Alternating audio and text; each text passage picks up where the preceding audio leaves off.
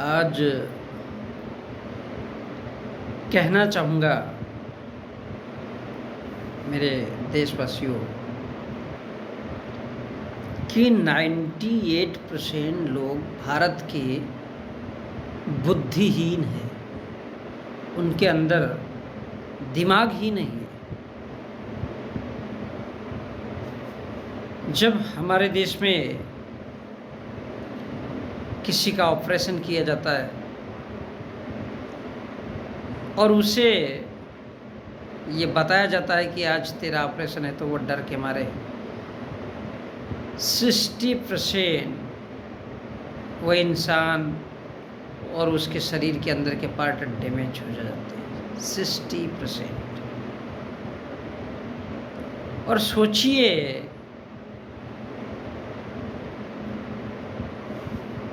कि हमारे देश में 98% लोग बुद्धिहीन हैं। उनके पास दिमाग ही नहीं है। उनके पास दिमाग ही नहीं है। अब ऐसे में वो लोग क्या कर सकते हैं? जिनके पास दिमाग ही नहीं होगा वो क्या करेंगे?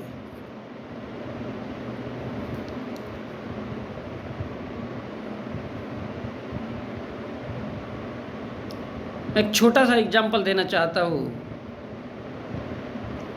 कि पूर्व प्रधानमंत्री चौधरी चरण सिंह ने कहा था कि उत्तर प्रदेश के 52 जिलों के जो जिला सूचना अधिकारी है सभी के सभी ब्राह्मण हैं। सभी के सभी ब्राह्मण हैं। और यदि हम भारत के संविधान की बात करते हैं तो फिर सामाजिक समानता लोकतंत्रता की जड़ है। लोकतंत्रता या लोकतंत्र अर्थात हर इंसान हंसी खुशी से जी सके, ये लोकतंत्र होता है। अब उसमें जो भारत की जनसंख्या 140 करोड़ है, तो ये सारे के सारे लोग खुश कैसे होना चाहिए, ये डिस्क्राइब कौन करता है? भारत का संविधान। बोले वो हिंदू है, वो मुसलमान है, वो सिख है, वो ईसाई है। अरे तू हिंदू होगा ना भाई, सबसे पहले तो इंसान है ना बाबा। तो हिंदू भी खुश रहे, दलित भी खुश रहे, आदिवासी भी खुश रहे, ब्राह्मण भी खुश रहे, और 6,743 जातियों में बटा हुआ भारत का ओबीसी, जिसकी अकेले की जो जातियां है वो 5,020 है, साला वो भी खुश रहे। मतलब दलित, आदिवासी यानी SC ST OBC और ये जो माइनॉरिटीज है, चाहे वो ईसाई हो या सिख हो, ये सभी के सभी खुश होने चाहिए। लेकिन हमारे देश में क्या होता है कि फॉर एग्जाम्पल उत्तर प्रदेश 52 जहाँ पर डिस्ट्रिक्ट है, उनके जो सूचना अधिकारी है, जो सूचना देते, हाँ ऐसा होगा वैसा होगा, या ऐसा करना है वैसा करना है, साला उसमें सारे के सारे ब्राह्मण हैं। तो सोचिए कि IAS के जैसे पदों पर कौन होंगे?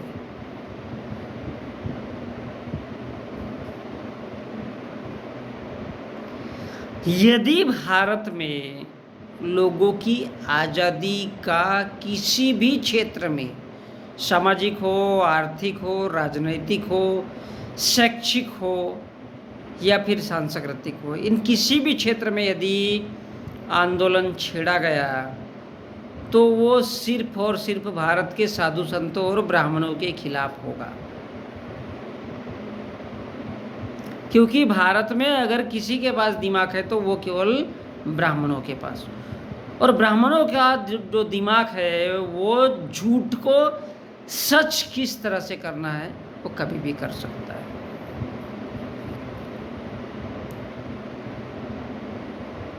ये भारत के ब्राह्मणों के पास। तो भारत की सूचना एवं प्रौद्योगिकी प्लस जो वैज्ञानिकी रिसर्च कहिए या फिर वैज्ञानिक सोच कहिए, वो पूरे के पूरे ब्राह्मणों के विचारों पर निर्भर करती है। ब्राह्मण ने कहा, मैं एग्जाम्पल देना चाहूँगा, पिछले दिनों 2022 में जब सैटेलाइट तैयार किया गया और वो तैयार हुआ, तो उसके बाद में जब भारत के ब्राह्मणों ने सोचा कि अगर ऐसा होता है तो बोले भारत तो साला वैज्ञानिक एक देश कहलाएगा। तो उन्होंने भारत के साउथ इंडिया के ब्राह्मणों से मिल करके, या तो हरिकोटा में होगा या फिर बेंगलोर में होगा या फिर हैदराबाद में, तो सारे के सारे लोगों ने मिलकर के भारत के प्रधानमंत्री नरेंद्र मोदी को बताया। प्रधानमंत्री को नरेंद्र मोदी को एक मामूली सा मदारी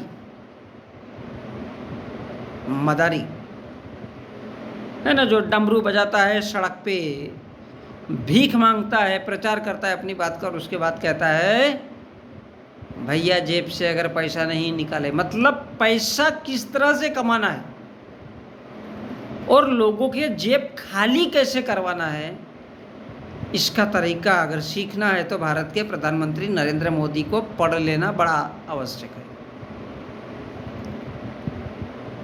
तो नरेंद्र मोदी ने एक भोज का आयोजन किया और वो भोज में भूखे भिखारी नंगे ब्राह्मणों को खाना दिया। अब उसमें से एक ब्राह्मण था जिसने कहा कि बोले आप जो बोलोगे वही होगा। अब भाई वो ब्राह्मण, नरेंद्र मोदी ने उसको बोला नहीं भाई, सरकारी भोज का आयोजन किया जाता है, बाप दादाओं के ज़माने में कभी जिसको खाने को नहीं मिला और उसको अगर फुक्कट का, सरकारी खजाना मतलब फुक्कट का अगर खाना मिल गया, तो उस ब्राह्मण ने कहा कि बोले ये आप बोलिए ना, ये जो हो रहा है, ये जो इन्वेंशन हो रहा है, जो खोज हो रही है, इसको हम रोक देते। आई डोंट नो वो चंद्रयान था या कोई रॉकेट यान था, उसको रोक दिया गया और बताया गया कि भारत के प्रधानमंत्री नरेंद्र मोदी जहाँ भी जाते हैं वहाँ पर अपशकुन होता है। अब भैया भारत के प्रधानमंत्री नरेंद्र मोदी मतलब कौन? जात से ओबीसी। मैं ये क्यों कह रहा हूँ कि भारत के लोगों को दिमाग ही नहीं है। अब जो जिसके पास दिमाग नहीं है वो जानवर है, जो अपने दिमाग से नहीं सोचना चाहता वो जानवर के अलावा क्या हो सकता है। और जानवरों में अगर देखिए फेमस तो कुत्ता, बिल्ली, घोड़ा, गधा, जिसको जो परोस दिया गया वो बोलेगा हाँ भैया खाने को दिया ना आपने, आप ही मेरे मालक हो, आप ही मेरे चालक हो, आप जो बोलोगे हम वही करेंगे।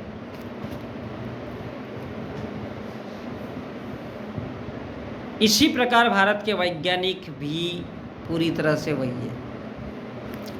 तो भारत के उन वैज्ञानिकों का समूह जिसमें 2 से 3 लोग थे, उन्होंने कहा कि फुकट में जब खाना मिल रहा है पूरे स्टाफ के लोगों को खिला दिया जाए, और उनको खाना खिलाया गया। और नरेंद्र मोदी उनसे गले मिले तो बोले सबसे पहले क्या होना चाहिए? पूजा पाठ। और जहाँ पूजा अगर आ गई, ये क्या है? अंधविश्वास। इंसानों को जानवर कैसे बनाना है उसके लिए पूजा की जाती है, इसके अलावा कुछ भी नहीं। भारत के हमारा देश 1947 में स्वतंत्र हुआ, और जब हम देखते हैं कि 1947 के बाद भारत में कोई साइंटिस्ट हुआ क्या? कभी नहीं हुआ। उसी प्रकार उसको फुकट का खाना खिलाया गया और उसको बताया गया कि बेटा भारत के प्रधानमंत्री के गले मिलो, वो गले मिला और उसने कहा फुकट का खाना मिला। तो ब्राह्मणों को फुकट का खाना जब जब भी मिलता है, ब्राह्मण कभी हू और चू नहीं करता। क्यों नहीं करता भाई? उसको पता है, क्योंकि भारत के 99% लोग बुद्धिहीन है और इनको जिस दिशा में बोलेंगे या जैसा बोलेंगे वो वैसा करेंगे। सवाल उठता है जो मेन लोग हैं, चाहे वो लीडर हो, चाहे वो वैज्ञानिक हो, अब वो साइंटिस्ट हो, वो इंजीनियर हो, डॉक्टर हो, वकील हो, शिक्षक हो, प्रोफेसर हो, साला सबके सब अंधे हैं, क्योंकि वो बुद्धिहीन है। अब बुद्धिहीन है तो वो कुछ बोल ही नहीं सकते और नहीं बोल सकते, इसलिए उनको फुकट का खाना खिला दो और फिर बोल दो कि भैया आज पूजा पाठ करवाना है, चंद्रयान छोड़ना है, भाई चलना साले, पहले नारियल फोड़। तेरी क्या औकात है? इंसान है तू? नो। भारत का ब्राह्मणिज्म कहता है, और भारत के ब्राह्मणिज्म को नरेंद्र मोदी से बेहतर कौन जानता है?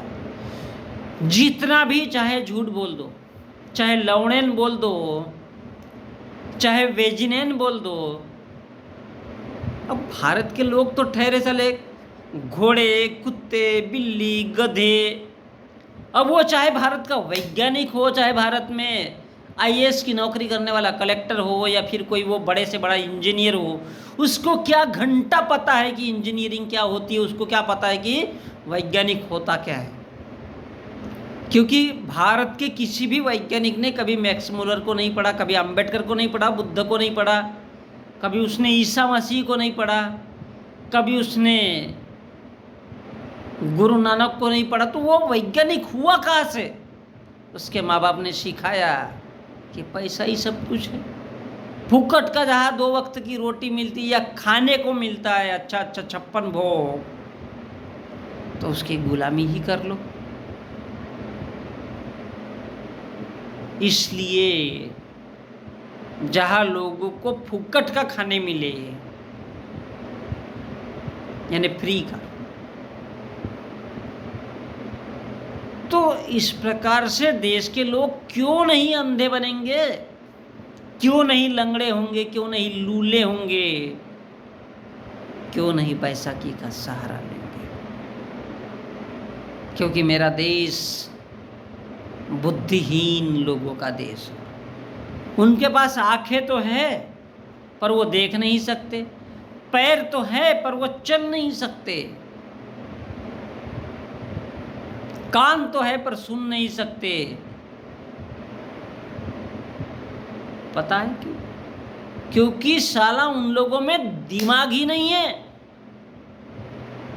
और भारत में केवल 2% लोग ऐसे हैं। अगर जाति की बात करें तो फिर उनको ब्राह्मण कहा जाता है, और वो 2% लोग ब्राह्मण हैं जिनके पास ईमानदारी से दिमाग है। ब्राह्मणों में भी 3.5% लोग हैं, लेकिन केवल 2% लोग ही ऐसे जो इस देश के लोगों को समझाते हैं कि बेटा तुम लोग सद्गुरुनाथ महाराज की जय, तुका मने उगे रहा जो जो होते तो पहा, दैट इज मराठी। संत तुकाराम कहते कि जो होता है वो चुपचाप आंखों से देखो, चुपचाप, बी साइलेंट, किसी को कहने की आवश्यकता नहीं है। देखो, एंजॉय करो।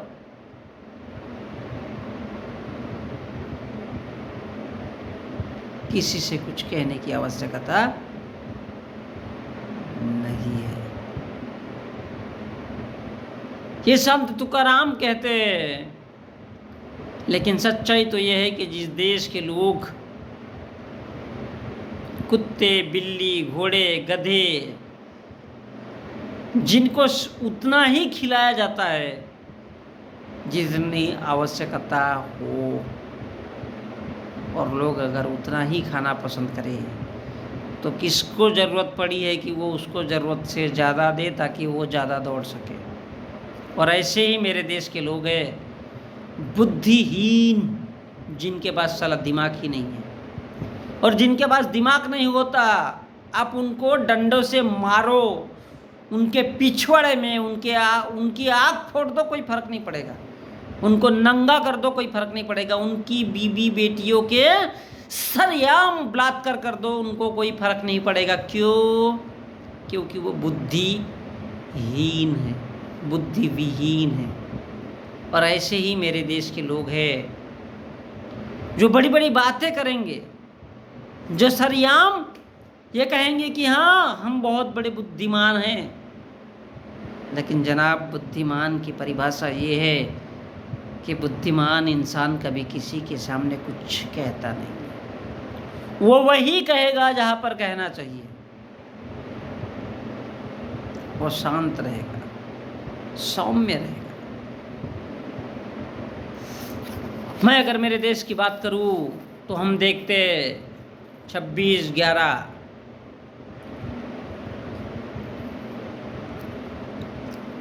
एक इंसान आता है करकरे नाम का, और वो तांडव मचाता है, क्योंकि उसने उन हिंदू लोगों को जो उस दंगों में शामिल थे, उन हिंदू लोगों के नाम उजागर किए साला। इसलिए उसको क्या बना दिया गया? आतंकी। आतंकी कौन थे? वो लोग जो आतंक कर गए, जिसने ईमानदारी से काम किया। और भारत के कोर्ट कचहरी, चाहे वो हाई कोर्ट हो, सुप्रीम कोर्ट हो या फिर लोअर कोर्ट हो, वो सारे के सारे सब जगह में बैठा हुआ ब्राह्मण, उसको पता है कि ये देश केवल 98% बुद्धिहीन लोग हैं। तो साला घंटा इनको क्या फर्क पड़ता है चूतिया बनाने के लिए। बोले सामाजिक एकता की बात होना नहीं चाहिए, क्योंकि सामाजिक समानता लोकतंत्र की जड़ है। बैठ, मुसलमान है, चल साले अपने धर्मों को मान और अपने घर में चुपचाप चल। बैठ साले, हिंदू है तू? तेरे बेटी की वेजिना पे लिखा है क्या तू हिंदू है? तेरे बेटे के पेनिस पे लिखा है क्या कि तू हिंदू है? तेरे मस्तक पे लिखा है साले तू हिंदू है? अबे है कहाँ से तू हिंदू और मुसलमान? सबसे पहले इंसान है। और यही इसी बात का मतलब है सामाजिक समानता लोकतंत्र की जड़ है। समाज बेवकूफ लोग, बुद्धिहीन लोग, उनको क्या घंटा पता चलेगा?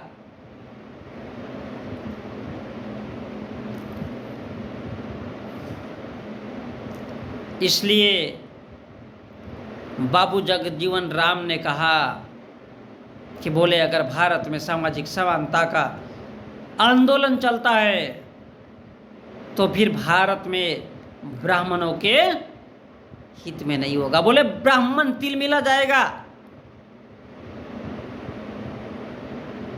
26/11 में जैसे हेमंत करकरे की हत्या कर दी गई, बाद में वो इसलिए की गई क्योंकि हेमंत करकरे ने सच्चाई को उजागर किया। 26/11 इस देश में दंगों में वो लोग शामिल रहते हैं जो भारत की राजनीति में है, जो भारत के सामाजिक ढांचे में शामिल है। वो लोग भारत के उन लोगों की हत्या करवाते हैं जो वास्तव में देशभक्त हैं। आपने देखा होगा, हम बड़ा खूबसूरत सा माहौल देख रहे हैं कि जो नरेंद्र मोहनदास करमचंद गांधी को गोली मार सकता है, जिसने नहीं मानते हो फिर भी कम से कम ये मानना पड़ेगा कि 40% भारत की आज़ादी के लिए आंदोलन छिड़ा। वो चड्डी पे रहा हो, बनियान पे रहा हो, नंगा रहा हो, नो मैटर, लेकिन कुछ तो किया होगा उस इंसान ने। ऐसे किया होगा भाई, 10-20 लड़कियों के साथ सोया होगा, ये उसका पर्सनल मैटर था। इंसान है भाई, उसका खड़ा होगा, वो एंजॉय करेगा। इतना बड़ा झमेला क्यों है यार? इंसान ही तो था वो। लेकिन आप उसको समझ रहे हो कि वो इंसान ही पूरा के मतलब पूरी की पूरी तरह से गलत था? नहीं। और ये मेरे देश के लोग इसलिए नहीं सोच सकते क्योंकि उनके पास दिमाग ही नहीं है। और अगर डॉक्टर अंबेडकर की बात करोगे तब तो उनके पिछवाड़े में मिर्ची नहीं, पूरा का पूरा मिर्चा घुस जाता है और वो तैयार हो जाते हैं, जगह जगह में खड़े हो जाते हैं कि बोले इसकी तो साले पुतले टूटने ही चाहिए। ऐसा इसलिए होता है क्योंकि भारत आतंकवादियों का देश है। आतंकवादी मतलब वो है जो झूठ बोलता है, जो लोगों को झूठ परोसता है। आतंकवादी का मतलब ये नहीं है वो बंदूक और गोली चलाएगा।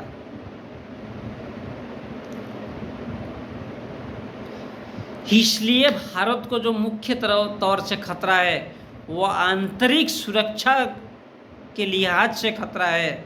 बाहर के लोग आएंगे क्या उखाड़ लेंगे? चंद्रगुप्त मौर्य का कोई कुछ उखाड़ ही नहीं पाया। लोग कहते सेलुकस, लोग कहते सिकंदर। सिकंदर के बाप और माँ की औकात नहीं थी चंद्रगुप्त मौर्य को छेड़ देना। अब ये भारत के ब्राह्मणों ने इतिहास लिखा इसलिए वो अलग ढंग से लिखा।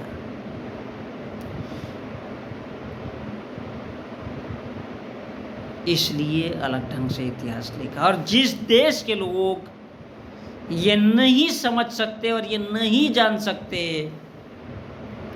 कि वो जानवर है या इंसान, उनको कौन समझाएगा?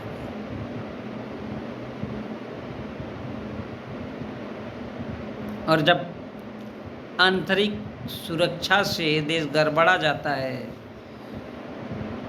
उसी को आतंकवाद कहते हैं। और वही आतंकवाद देश को पूरी तरह से लड़खड़ा देता है।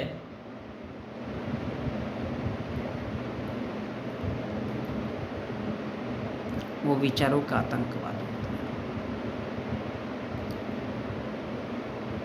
किसी ने बड़ी खूबसूरत लाइन कही कि हर शाख पर उल्लू बैठा है, अंजाम गुलिस्ता क्या होगा? हर शाख पे उल्लू बैठा है। अरे भारत के लोग हैं यार, वो क्या है साले बुद्धिहीन है, उनके पास दिमाग नहीं है। Definitely they are living in an क्या बोलना चाहिए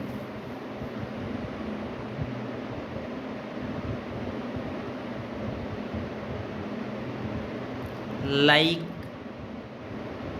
एनिमल होगा ना साला। वो भारत का खुद को कहने के लिए साइंटिस्ट होगा, साला इंजीनियर होगा, साला डॉक्टर होगा, बहुत बड़ा, लोगों के शरीर को काट पीट करके बहुत बड़ा खुद को 30 मार का समझता होगा। उसका मकसद क्या है? पैसा कमाना। उसने मेरे देश के लोग किस हालात में है, उनको दिमाग से कैसे मैं आगे लेके आऊँ, ये अगर नहीं बताए तो काय का घंटे का वो वैज्ञानिक, काय का घंटे का वो डॉक्टर, काय का घंटे का इंजीनियर। इसलिए भारत के लोग, मैं दावे के साथ कहता हूँ कि वो बुद्धिहीन है। बुद्धिहीन नहीं है, उसको बुद्धिहीन नहीं कहा जाता, उसको जानवर बनाया जाता है। क्योंकि जो जानवर बना रहेगा आप उसके पिछवाड़े में कील ठोक दो, जानवरों से उसकी बीबी अलग कर दो, उसकी बेटी को अलग कर दो, उसको कभी भी फर्क नहीं पड़ेगा। क्योंकि जानवर इसलिए उसको कहा जाता है क्योंकि उसमें जान ही नहीं होती,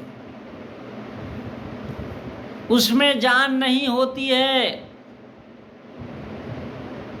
जिस प्रकार निर्जीव वस्तुओं में जान नहीं होती उसी प्रकार जानवर में जान नहीं होती। उसके मर्जी में जो जहाँ आता है, जहाँ गिरा है, पड़ा है, सड़ रहा है, सड़ने दो, इसलिए उसको जानवर कहा जाता है। और भारत में 98% ऐसे ही जानवर लोग रहते, ऐसे लोग रहते। जानवर का अर्थ क्या है? बुद्धिहीन। भाई दिमाग ही नहीं है उसमें तो साला घंटा वो आगे आकर के क्यों कहेगा? उसको क्या लेना देना।